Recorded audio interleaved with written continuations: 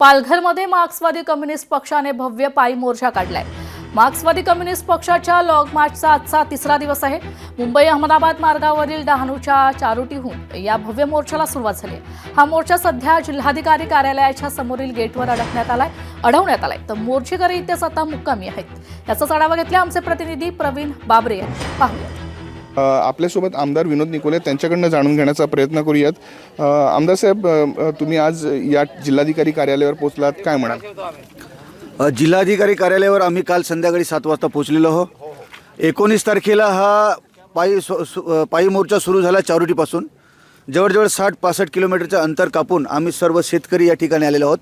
आमच्या 12 मागण्या, प्रमुख मागण्या आम्ही घेऊन आलेलो आहोत। जिल्हा प्रशासनाकडनं काही आपल्याकडे कोण चर्चेसाठी आलं होतं का? रात्री इथे पोहोचल्यानंतर जवळजवळ 10-10:30ला या ठिकाणी काही प्रतिनिधी त्यांचे आले आणि त्यांनी आम्हाला निरोप दिला की कलेक्टर मॅडमने आपल्याला चर्चेसाठी बोलवलं आहे, परंतु एवढ्या थकलेल्या परिस्थितीमध्ये आम्ही चर्चा करण्याच्या मनस्थितीमध्ये नाही होतो।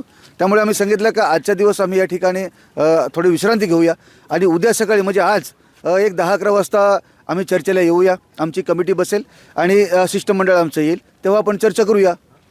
काय मागणी असेल? आज चर्चेला बोलावलेलं आहे, जर चर्चा व्यवस्थित झाली आणि नाही झाली तर काय पुढले पाऊल असेल? हे बघा, ह्या ज्या मागण्या आहेत त्याच्यावर चर्चा व्यवस्थित झाली, समाधानकारक चर्चा झाली। आम्हालाही माहिती आहे की काही प्रश्न किंवा काही मागण्या तात्काळ सुटणार नाहीत, परंतु काही वेळ दिला की आम्हाला 15 दिवसाचा किंवा महिनाभराचा वेळ दिला, असं समयबद्ध लेखी काहीतरी दिली, एक आश्वासित आम्हाला जर केलं आणि काही आम्हाला या जमिनीच्या विषयात त्याच्यावर आम्हाला तात्काळच तोडगा काढायचा आहे, बाकी इतर जे काय असतील त्याच्यावर समयबद्ध लेखी दिली तर आम्ही नक्कीच या आंदोलनाचा विचार करूया की ते स्थगित करू किंवा पुढे चालू ठेवू, याचा नक्की आम्ही विचार करूया।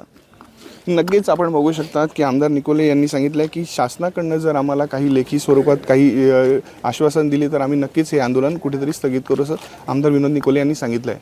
प्रवीण बाबरे, लोकशाही मराठी, पालघर। लोकशाही मराठी, ऐका, पहा, जागरूक रहा।